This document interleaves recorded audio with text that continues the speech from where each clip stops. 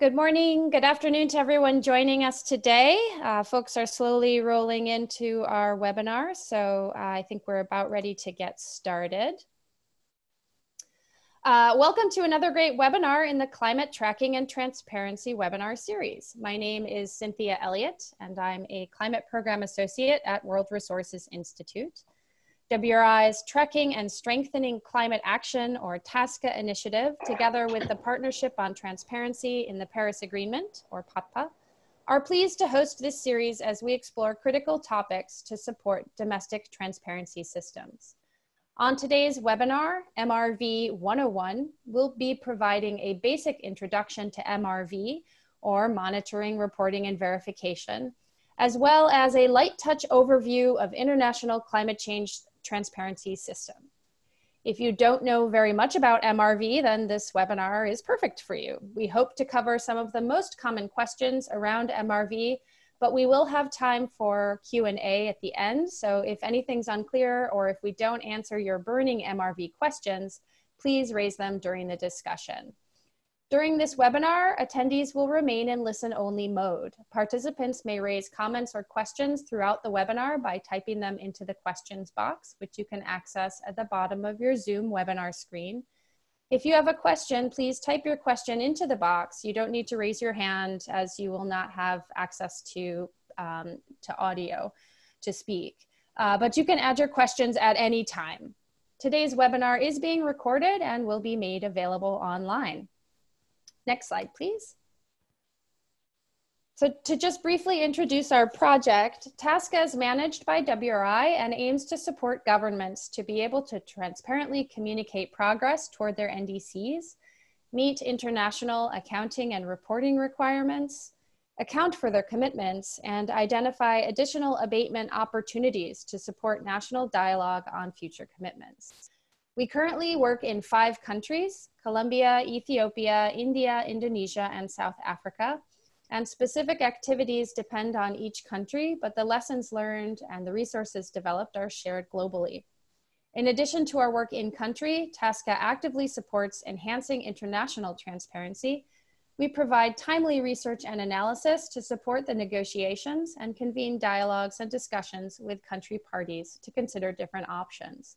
We are also developing new tools to support analysis for decision-making and tracking implementation. And the project will run until early 2021. Next slide, please.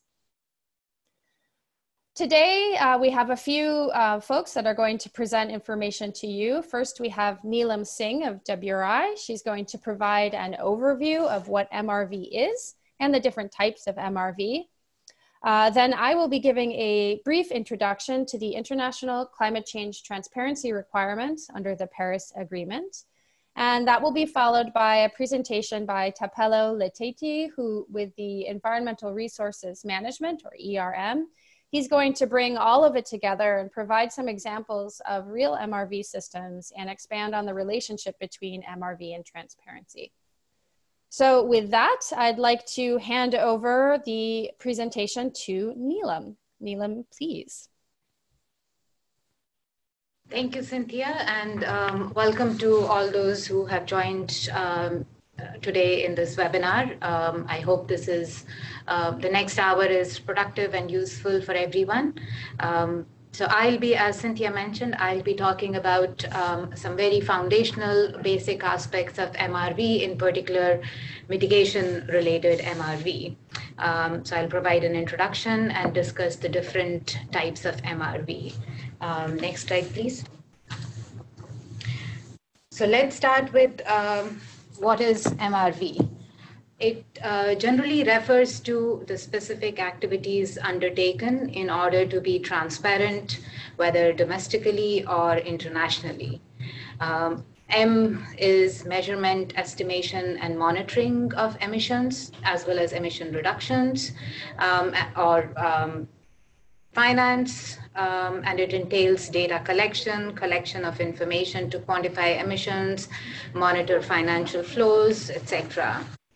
R is reporting. It refers to transparent and standardized compilation as per existing protocols or standards, aggregating and communicating the information collected through measurement and estimation. Verification, finally, is independent assessment to verify the accuracy and reliability of the reported information. And an MRV system, the term generally refers to all the methods, associated rules and procedures, the administrative agencies that are involved, reporting entities, related institutional arrangements, the whole ecosystem that is needed to perform and facilitate MRV, to quantify whatever it is that you want to quantify. So that whole ecosystem is referred to as MRV system. Next slide, please. So before we look into these various kinds of MRV in a little bit more detail, let's take a look at why should we bother with doing MRV? Why should we concern ourselves with it?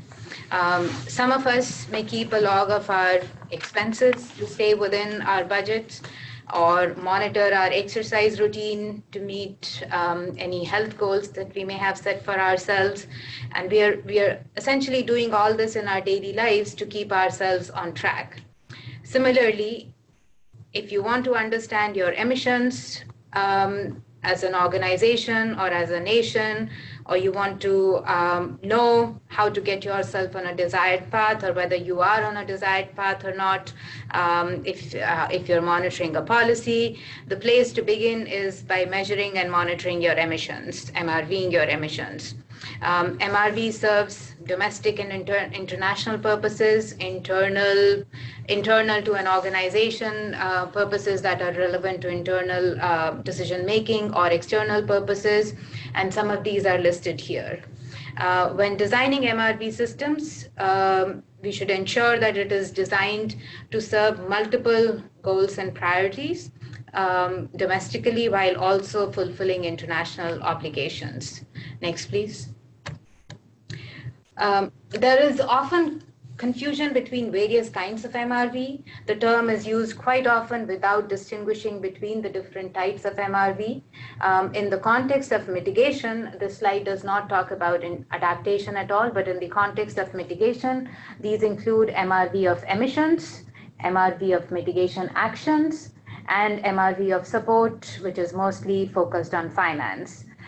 This last one, MRV of support, that involves monitoring financial flows and capacity building and evaluating the results and impacts of financial support, is not a focus for today's discussion. We'll be focusing on MRV of emissions and MRV of mitigation actions. Next, please. So MRVing, next slide, please. So MRVing our emissions helps us understand the emissions profile at a relevant scale, at the scale of interest.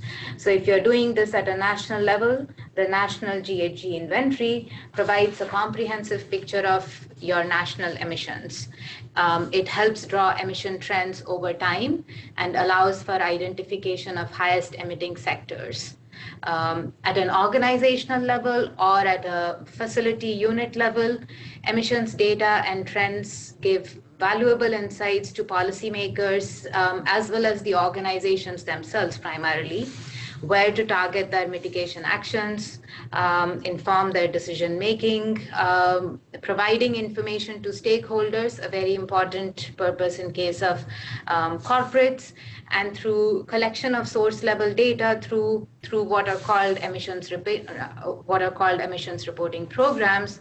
These also support other policies such as emissions trading systems or carbon tax that need that level of data at the level of emitting sources. Next one, please. So this is just an example that probably everyone has come across in their work, the kind of emissions profile you can build through MRVing of emissions. This is at a national level, looking at to what extent various sectors are contributing to greenhouse gas emissions footprint of a country. Next one, please. This is a representation of tracking emissions and their growth or decline over time, as well as by sectors, and identify where growth is occurring. So all this is made possible by regularly monitoring your emissions and MRVing. Next one, please. It's important to note that different kinds of MRV are not completely isolated from each other. There are linkages and complementarities between them, and one can contribute to the other. For example, looking at national emissions inventories and systems around facility level data that collect facility level data are highly complementary, can be highly complementary. Source level data from facilities can help improve the accuracy of national emission estimates, especially in specific sectors where there may be complete facility level coverage.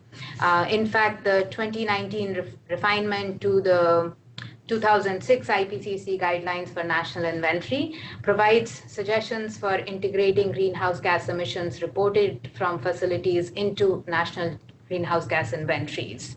Next one, please. Moving on to MRV of mitigation actions. This includes estimating changes as opposed to just emissions, but changes in emissions due to the implementation of mitigation actions.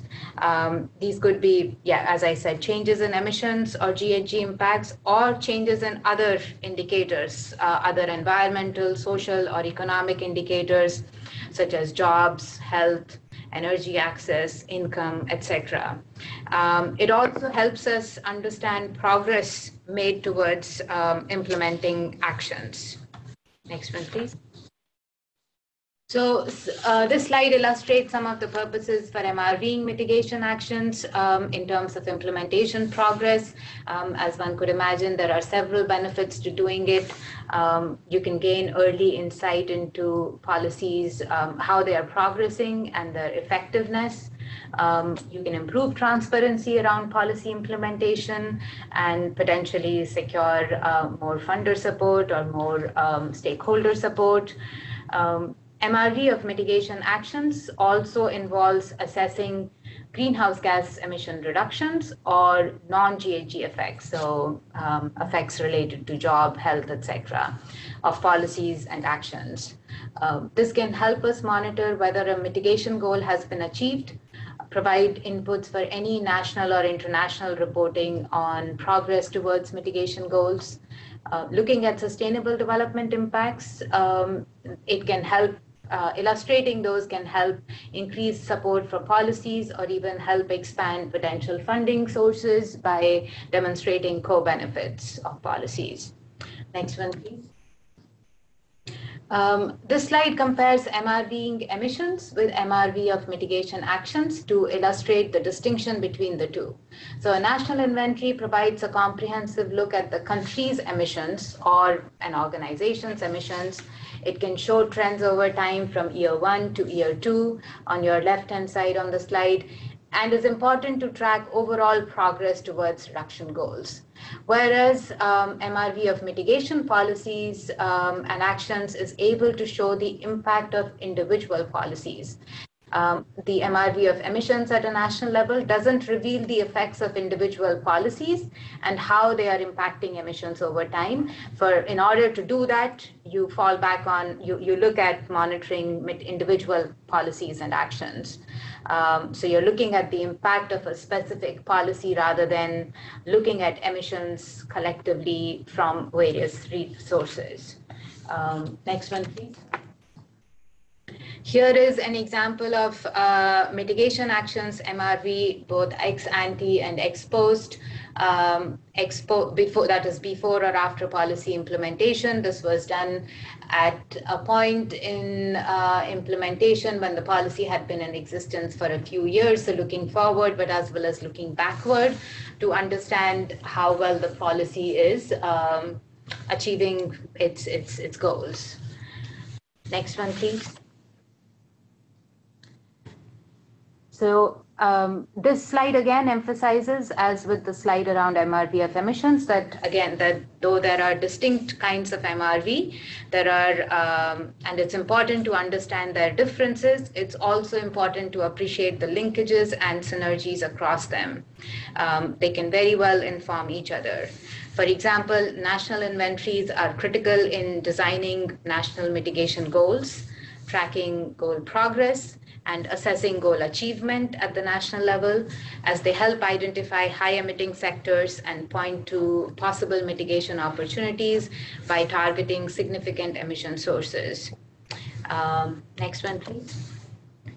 Finally, this slide just illustrates what is possible at a country level in terms of measuring, reporting, and verifying emissions. It doesn't show MRV of mitigation actions, but just of emissions at different scales, and how all these can coexist.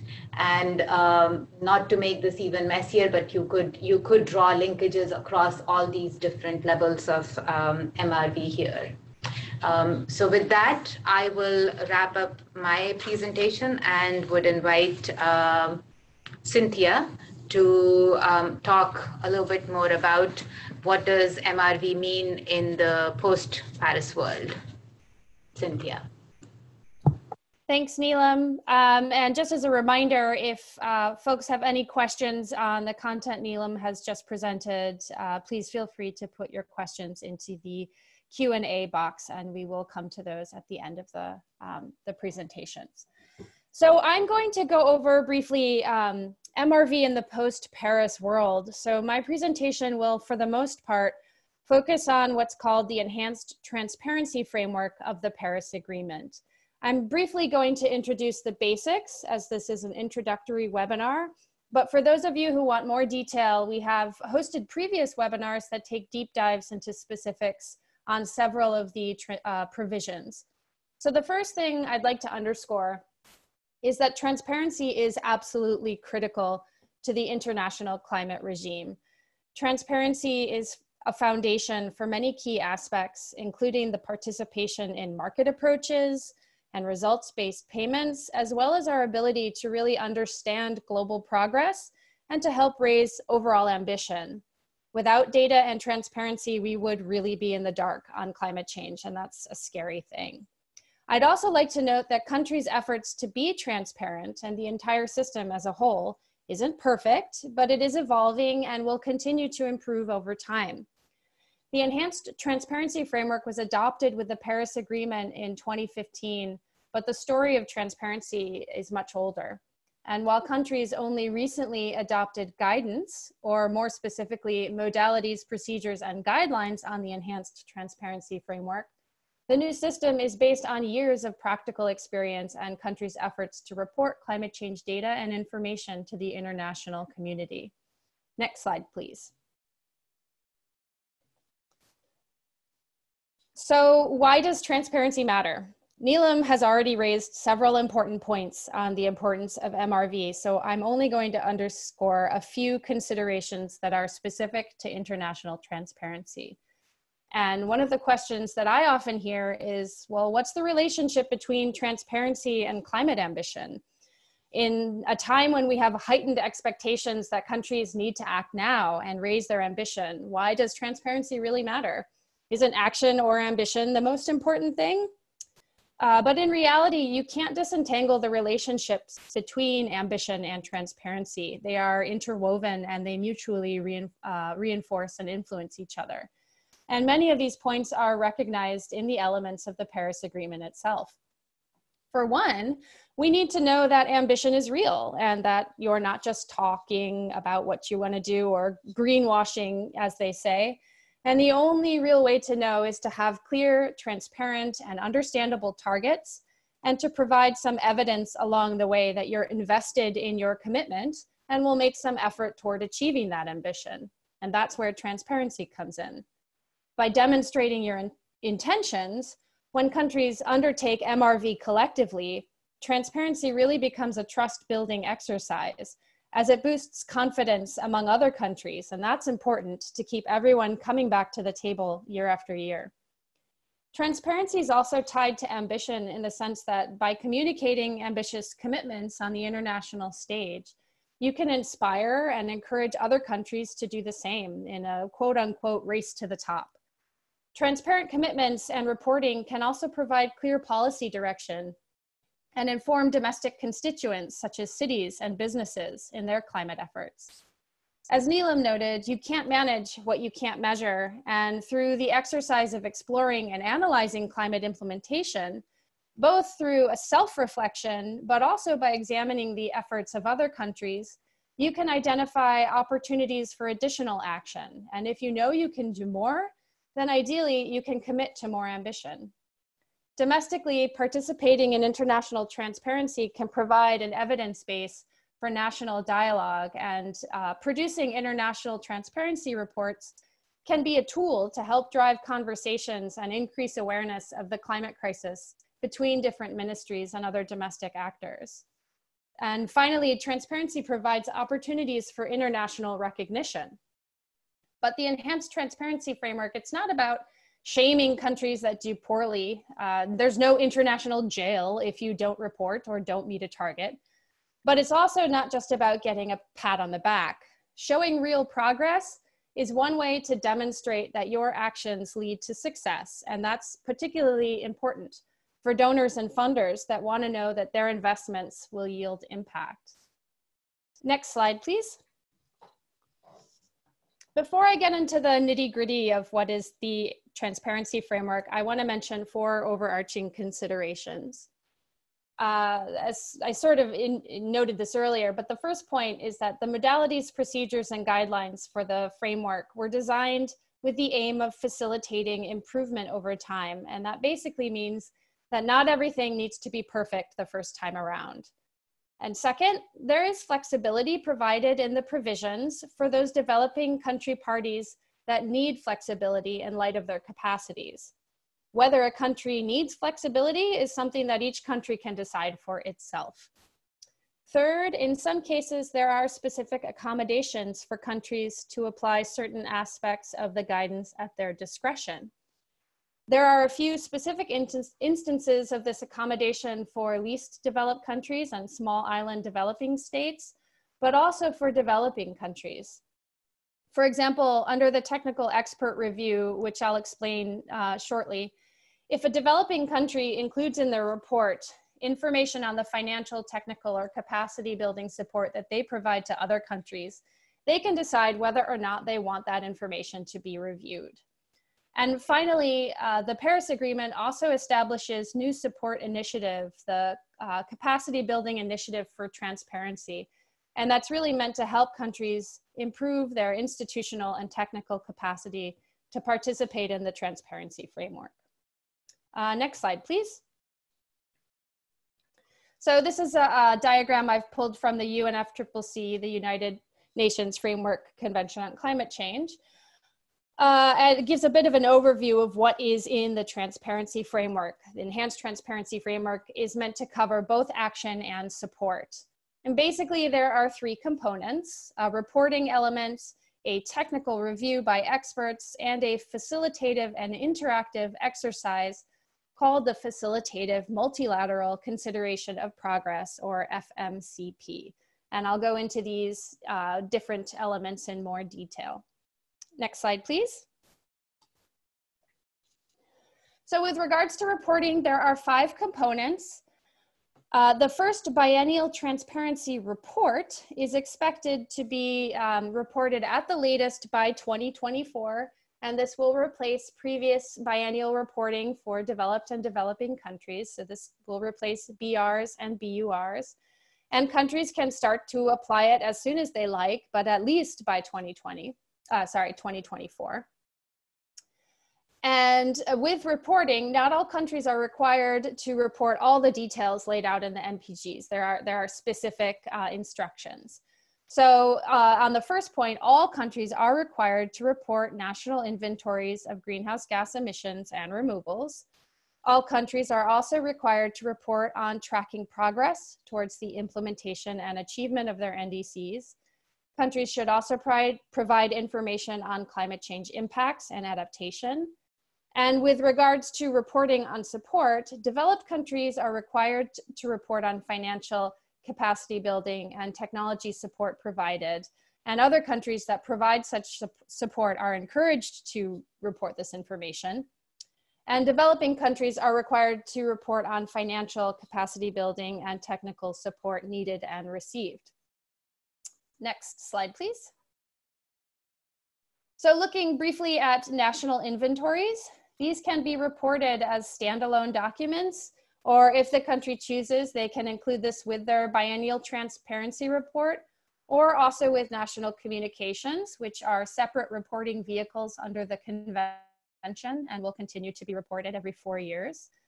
The new modalities, procedures, and guidelines, or these MPGs, replace existing guidance, and we now just have one set of instructions that instructs both developed and developing countries.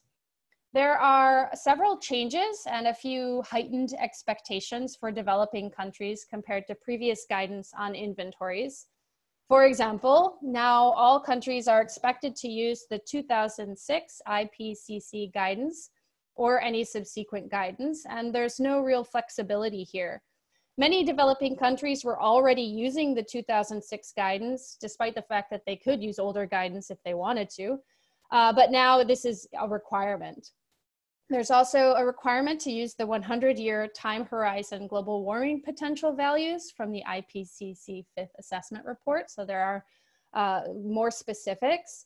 There are also, developing countries are also expected to report all 7 greenhouse gases, although there is flexibility to report fewer, but at least 3, so that's carbon dioxide, methane, and nitrous oxide. But you could also report on the additional 4 fluorinated gases if they're included in your NDC or are covered by an activity under market approaches, or if they've been previously reported. Countries are expected to report consistent annual time series from 1990 to the latest reporting year. But if there is some flexibility to report on fewer years if the country doesn't have the capacity. So while there is flexibility provided for some developing countries, we at least now have a bar to aim for so that when the country does have capacity to report at that level, they can. Next slide, please. So the MPGs for tracking progress accommodate all types of mitigation commitments that can be found in the NDCs. Although we have, over the past few years, we've seen a significant growth in the number of greenhouse gas emissions targets. Before 2020, only around 60 countries presented absolute business as usual or intensity type quantified targets. But in the NDCs, we now have over 150 parties with such targets. So there's clearly an expectation that countries provide an overarching commitment in terms of greenhouse gas emissions, and thus will track progress towards that emissions target. Next slide, please. In order to track progress, countries will need to specify an indicator. Ideally, countries will use a greenhouse gas indicator such as absolute greenhouse gas emissions levels to track progress toward their target, as this would be helpful to understand global progress in aggregate. But this may not be possible or desirable by all countries. For example, if a country has a primary target expressed in terms of the amount of renewable energy they hope to achieve as a percentage in their overall energy mix. So they may select other indicators, and these can be quantitative or qualitative. And in addition to tracking toward your selected indicator, countries are also expected to provide a summary of greenhouse gas emissions and removals as a means to track progress. Next slide, please. Countries are also expected to track progress on specific actions. So this is very much related to Neelam's point on MRV of mitigation actions. You can provide a general description, the costs, and any non-greenhouse gas mitigation benefits, health benefits, for example, estimates of expected and achieved reductions, and any methodologies and assumptions used behind the calculations. Providing this information really provides greater context for tracking progress and is an excellent source of information to share lessons and experiences between countries. Next slide, please. Countries are also highly encouraged to report information on their impacts, risks, and vulnerabilities, and this is a new element for developing countries to report on a biennial basis. Countries can report specific priorities and barriers, any existing strategies, plans, goals, and actions, the state of progress on implementation of any adaptation efforts, monitoring and evaluation, information related to addressing loss and damage, and any good practices, experiences, or lessons learned. Next slide, please. Regarding the reporting on information related to support, that covers both financial support, technology transfer, and capacity building. This is one area of the guidance that does have differentiated or different elements for developed and developing countries. Developed countries are required to provide information on financial, technology transfer, and capacity building support provided to developing country parties, although other countries that provide support should also report this information. Developing countries should also report information on the financial, technology transfer, and capacity building support needed and received under other articles within the Paris Agreement. And I'm not going to go into too much detail here, but if you are very interested in learning more about transparency of support, we did have an in-depth webinar on this topic earlier this year, and the recorded webinar can be streamed online. Next slide, please. Last slide. So finally, there are two additional procedures. The first one I'll mention is the technical expert review. With the technical expert review, there are different types of review. Some of them are more thorough and detailed, such as an in-country review, where members of an expert review team will physically visit the country in question. And there are other more light touch reviews, such as a simplified review for national inventories. And the type of review that a country will undergo depends on a number of factors, and there is discretion for developing countries. Although they are encouraged to undertake more thorough in-country reviews when they're applicable. The team that actually conducts the review, the expert review teams, are comprised of government representatives that are nominated by countries, and they undergo training by the UNFCCC Secretariat. Participating as an expert reviewer is one way to really immerse yourself in all things transparency.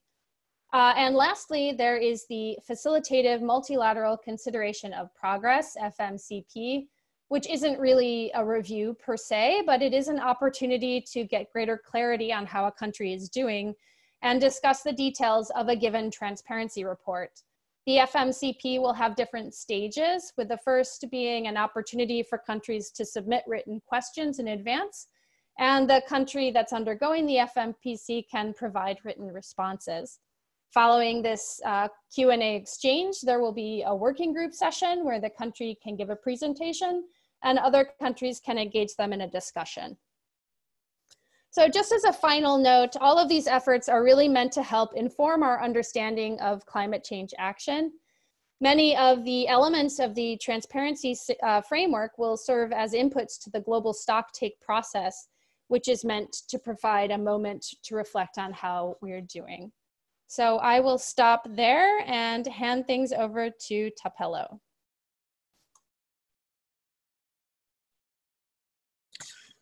Thank you very much, Cynthia.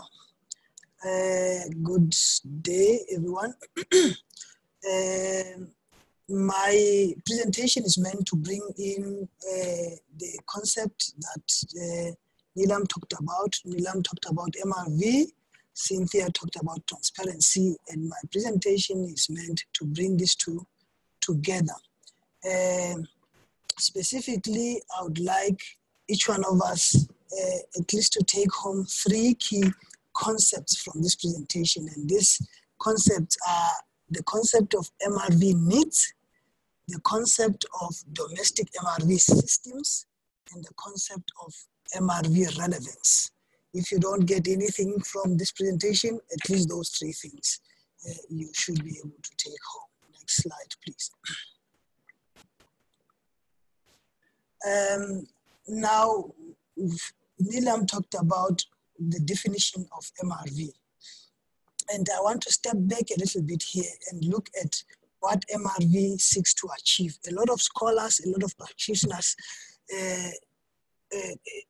understand the concept of MRV as not a new concept, but can basically be assigned to be the same concept that we commonly know as monitoring and evaluation, which has been widely used in many contexts to ensure transparency and effective implementation. You remember these are the 2 things that are in the Paris Agreement, Article 12, even though ensuring transparency there is put as mutual trust.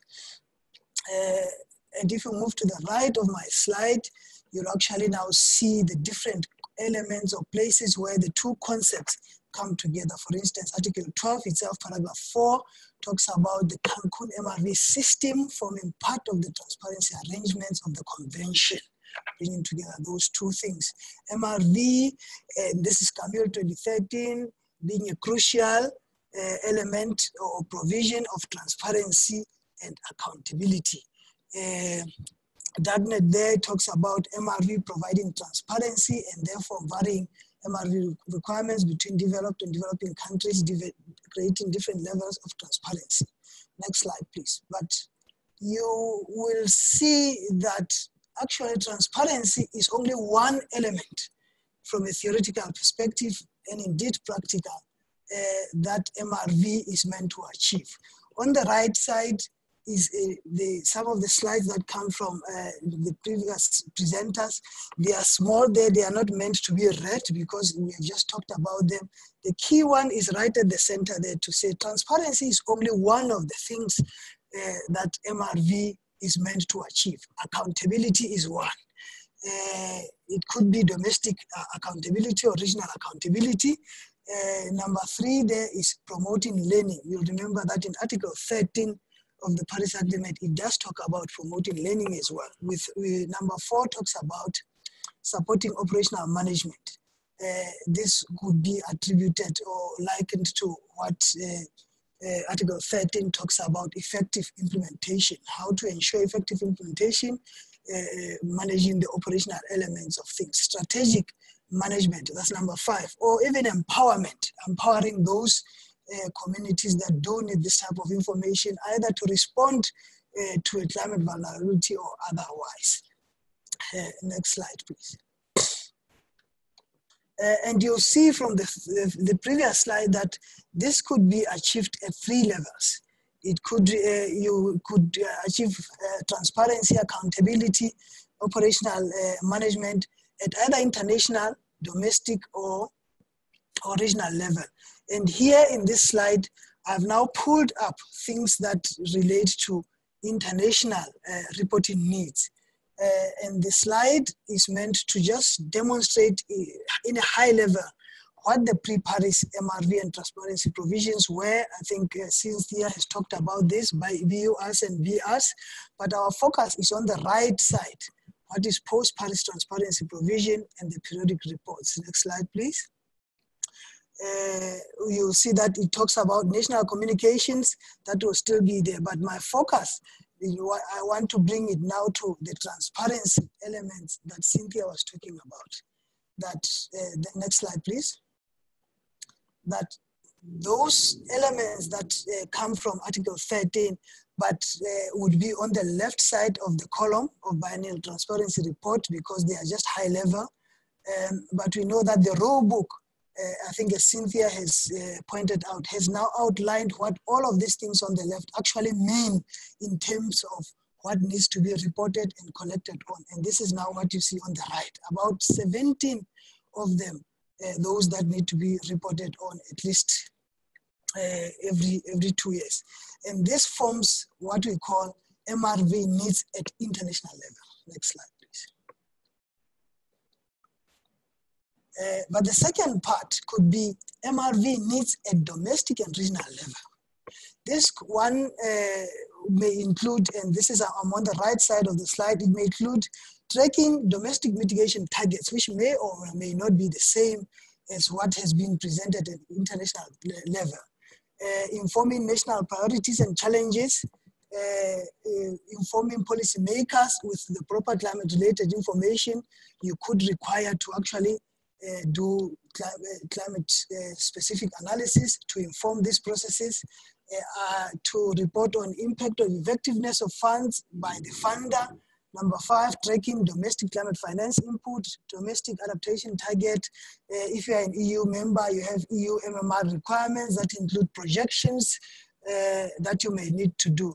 And this information would either come from various different documents that are domestic and regional level. National legislation would be one, bilateral requirements, regional legislation, all of these things on the left to inform to form the domestic and regional needs of MRV.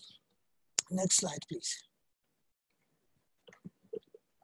Now, the second concept is that of a domestic MRV system.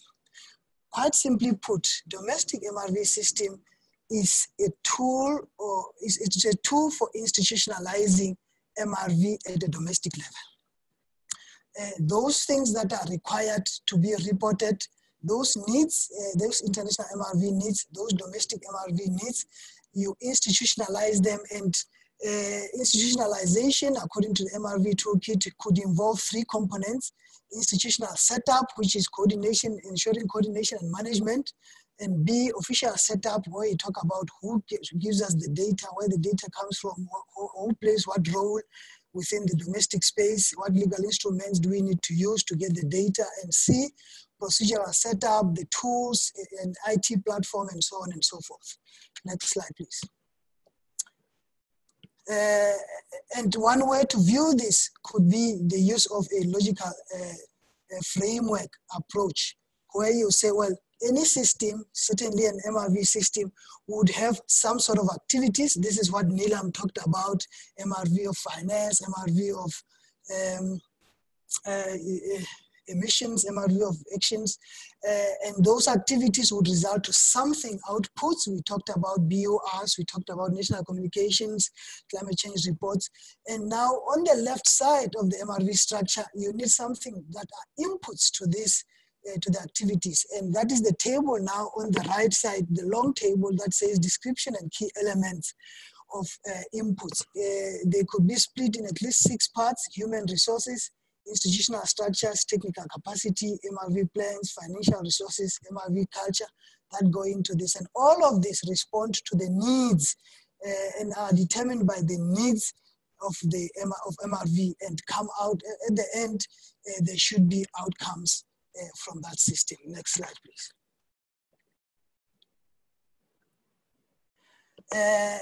And the next concept I want to bring in here is the concept of relevance. And relevance, quite simply put, is how well related are the objectives or the outcomes of the system you're setting up to the needs. You have a need. The question is, how well is your system set up, at least in a theoretical perspective, to respond to this? And that is all what this is saying. And from this big diagram here, I want us to just focus on the top part. So relevance there connects the MRV needs on the left and with the objectives on the right. And it says, to what extent do these two things talk to each other? And I will demonstrate that in the next slides with some examples. Next slide, please. So I want us to take 2 country examples, a developing country and a developed country, and we define there what is called a relevance index. Basically, as I said, and we simply say, well, a relevance index is just the number of MRV needs that your system or systems address in its objectives or outcomes, and the total number of needs of that country, both domestic and international needs. And we show by examples of how countries improve relevance using this relevance index in the next slide. Next slide, please. So I want to take the example of, the first example is Indonesia. You'll see there on the left side, I've split the needs into two types, UNFCCC needs. This is the list that Cynthia and I talked about that come from the Enhanced Transparency Framework, and of course, the rule book from Katowice. And then there are two additional domestic needs. You'll see that one of them comes from the presidential decree of Indonesia to say there needs to be tracking of domestic target, mitigation target, and then number 8 there says by the adaptation plan requires that there needs to be domestic adaptation, tracking of adaptation target. And then towards the right, then the list there, the needs there, you'll see that the specific ones that are relevant to Indonesia, item 4, which is support provided to developing countries, is not relevant to Indonesia, so it is out. But you look at the left green side, it shows you which needs Indonesia has. And on the right, I've done an analysis there of the different components of Indonesia's MRV system. There's a system called Science Smart that develops GHG inventories. There's a system there called NRS, climate change, aimed to assist with mitigation policies and measures. There's a system called CDIC that covers risk and vulnerability and other things. And then you'll see that on the right, we've now matched what the needs of Indonesia are with what the system is able to do. Next slide, please. And that on the right side, it then gives us a level of relevance index that Indonesia has in its system at the current level. At the current level, it's about 59%. Next slide, please. And Indonesia is currently improving this system or these systems to respond to their needs. And the 3 blue things there that have been added there, which is progress on implementation of adaptation, monitoring and evaluation of adaptation actions and processes, and management of loss and damage, is what the Indonesian team is working on to improve and to add to the MRV system at domestic level. And that will automatically improve the relevance index of Indonesia's system from 59% to 77%. Next slide, please. Another example is that of New Zealand. You'll see that New Zealand, when you look at the needs, there are 3 additional needs. On domestic level, Climate Response Act 2002 requires tracking of mitigation target. There's also a need on climate risk and vulnerability, and the need for New Zealand aid effectiveness assessment. These are separate from UNFCCC needs. And of course, number 5, support received is not relevant to New Zealand. Support needed, number 6, is not relevant to New Zealand as well. And on the right, now we've looked at the systems that actually exist, or the components of the system in New Zealand to respond to this. They have a GHG inventory system, they have the New Zealand emission trading scheme, monitoring and compliance system to help them with mitigation policies and actions, and they have an aid activity management system that helps them with finance, capacity building, and technology transfer. And if you now take that and put that into a relevance index, next slide, please, then you find a relevance level of about 47% for New Zealand. And they are now busy, the country is busy putting together, improving the system and adding additional components to the system. Next slide, please. And those improvement areas are mostly around adaptation, and putting all of those elements into their system will improve the relevance of their system all the way up to 80%. And this last slide, next slide please, is really just meant to just demonstrate a type of analysis in terms of relevance ranking that one can do. I've here taken 10 countries. The names are less important than the actual outcome, and therefore I have withheld the names there. But these are real countries with looking at the existing relevance indices of their MRV systems. You'll see that at highest you have one at 60%, and one can be, the smallest can be as low as 35%. That means that country is only able to systematically respond to its need, to 35% of its MRV needs. With this, I would like to thank you.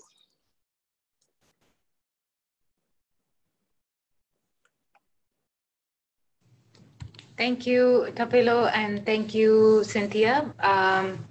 So we have a few minutes left for questions, and I don't know if other panelists were, other attendees were able to see the exchange. Can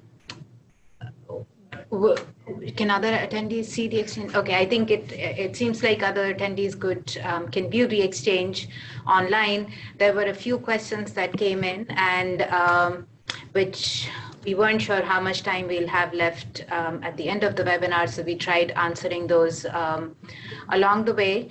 So if any of the panelists, Tapelo, if you get a chance, look at the questions that came in, and if you want to add to the responses that we already entered, please feel free, or Cynthia, if you also want to talk a little bit more about some of the questions that were addressed for ETF, feel free. And in the meantime, to all the attendees, if there are additional questions, please feel free to type them in. And I see a question come in, which I'm not sure if it's complete.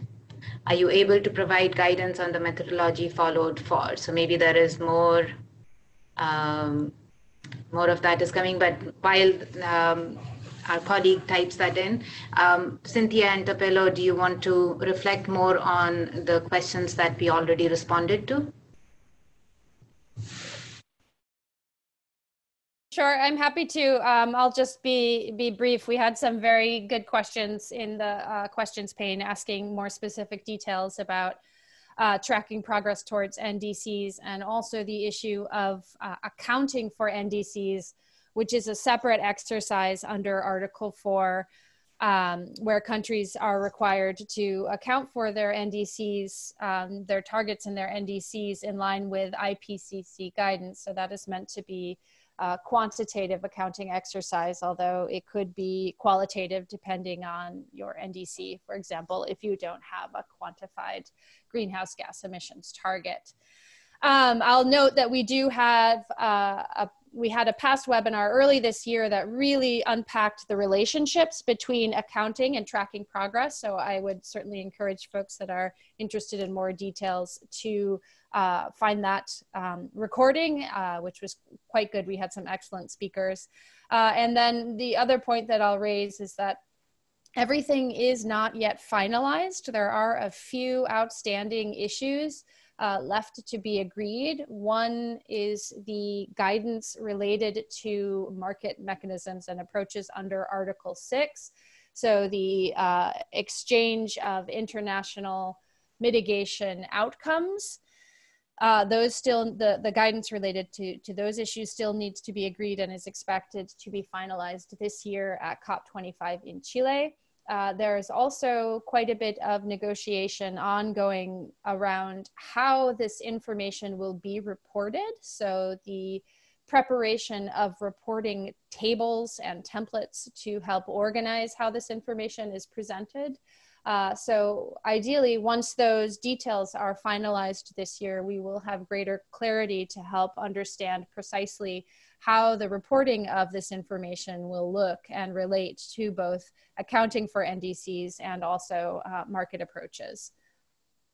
Thank you.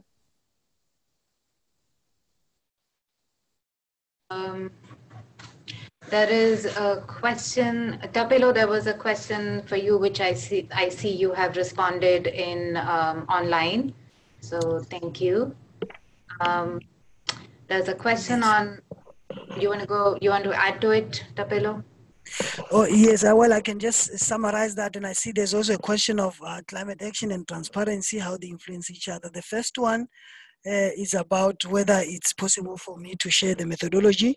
In brief, it's already there in the slides, but I'm happy to share the methodology in more detail with WRI, and therefore it can be shared with the participants. But I also wanted to respond to one on how climate action and transparency influence each other. And this can be attributed to the transparency. The Article 13 itself talks about mutual trust and effective implementation. So basically, if parties understand or transparently know what others are doing, it can improve climate action in a number of ways. One, confidence in what the others are doing, mutual trust, and therefore you are also able to put your cards on the table fully. But also transparency, we also discussed that there's a lot of learning that comes from one party actually publishing what they are doing. And if you are now able to learn and you see the good practices that others are doing, you are able to enhance your climate action. But it could also be an avenue where you see, oh, so-and-so is doing so much, is reducing by 15%. Maybe I can actually go further and beat him and reduce by 25%. And therefore, that way, you enhance climate action, at least in those three ways. Thanks. Cynthia, do you want to add to that? Or we can move on to the other questions. No, that's a pretty good response. I think, just underscoring the point about how countries can actually encourage each other, which can help drive further action. You can learn from each other. You can share experience and help to really expand the conversation, which is absolutely critical to get people on board in order to take further action. Okay, then we have a question on recommendations on tracking of PFCs and HFCs, like best practices from other countries, particularly on imports. One resource that I could point to is here in the US, US Greenhouse Gas Reporting Program, which is at a national level, has some really detailed guidance on various emission sources, including these. So maybe that is helpful. But Cynthia and Tapelo, if you guys know of other country examples which are worth citing here, please feel free.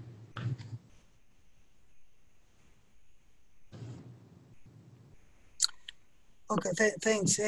Yeah, I mean, no particular experience comes to mind, but I think if one was to go through some of the NIRs of the Annex 1 countries that are always publicly available on the UNFCCC website, one could pick up some of these good examples.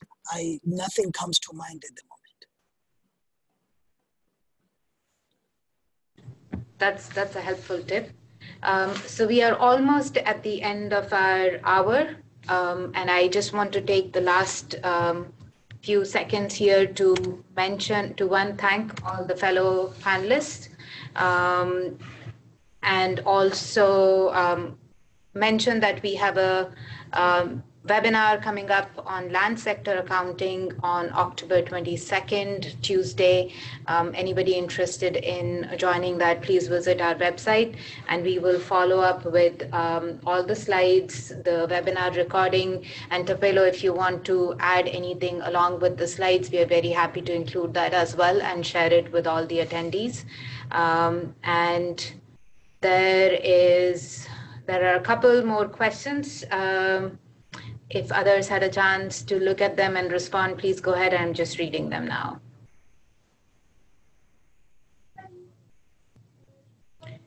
Recommendations on tracking of greenhouse gases, in particular indirect emissions from coal. So yeah, I mean, this is, if you're looking at it, indirect emissions from coal, mining, for instance, or in the mining process, indirect emissions, there is a lot of guidance on on individual emission sources and how to quantify and measure and estimate those emissions. I think maybe the best way would be to include some of those resources along with the slides. I think in the slide pack, we have a resources slide too, but we can, if it's not there, we can include some relevant resources. There is a lot of guidance on individual emission sources that we can attach. The other is advisable to develop an MRV that will be specific for a country because we have to do different reporting under UNFCCC. We need to develop a relevant tabular. So this question is really asking about how relevant the international transparency requirements are to countries, particularly least developed countries, small island developing states that have special flexibilities. And it's an important question. I think in general, your MRV system that a country develops domestically should definitely be geared towards national purposes. And you want to be able to track and produce the information and data that is most relevant at the national level. However, even though LDCs and SIDS are given special accommodation in the guidance, there is still value in sharing that information internationally with other countries and participating in the requirements of the transparency framework, as you can both share experience and also learn from other countries. For example, when you report your biennial transparency report, you can then participate in the technical expert review and facilitative multilateral consideration of progress exercise, which is really an opportunity to exchange and learn from other countries. Thanks. Just a word there. I've also typed the response there. The answer is absolutely you need to develop a country-specific MRV system. There is no off-the-shelf domestic MRV system that anyone can just buy and just, it works for everyone. And that is because of national circumstances that will always differ. That also influence that part which I talked about as national MRV needs that you cannot share with others. Great point. All right, so with that, we are ready to conclude our webinar for today. And once again, reminder for the next webinar on land sector accounting on October 22nd. Hopefully some of you will join us again.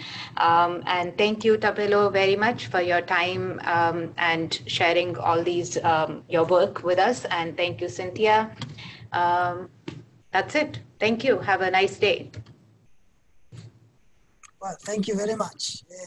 And have a good day.